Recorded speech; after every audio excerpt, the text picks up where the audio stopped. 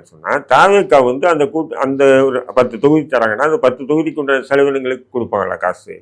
கொடுக்க மாட்டாங்க. கொடுக்கவும் மாட்டாங்கன்னு சொன்னால் எப்படி கூட்டணிக்கு போவாங்க? யாரும் போக மாட்டாங்க.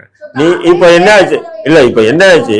தாவேக்காவை எதிர்க்கக்கூடிய எல்லாருமே என்ன சொல்றாங்க? கூட்டணி கூப்பிட்டு எவனுமே போல பாரு, கூட்டணி கூப்பிட்டு எவனுமே போலன்னு தாவேக்காவை ஒரு இலக்கரமா கிண்டல் பண்றாங்களா இல்லையா பொதுவெளியில? அதுக்கு காரணம் தாவேக்கானுடைய அந்த அரசியல் பண்பு இல்லாததுதான் காரணம்.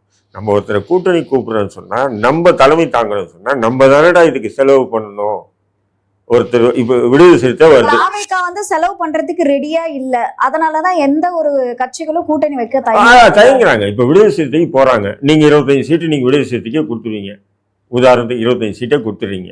இப்ப 25 சீட்டுக்கு எவன் அப்ப மட்டும் காசு செலவு பண்ணுவாங்க? புரியுதுங்களா? குறைஞ்சபட்சம் பாத்தீங்கன்னா 5 to 10 கோடி ரூபாய் செலவாகும் ஒரு தொகுதிக்கு. அப்ப 25 சீட்டுக்கு எத்தனை கோடி ஆகும்? 250 கோடி ஆகும்.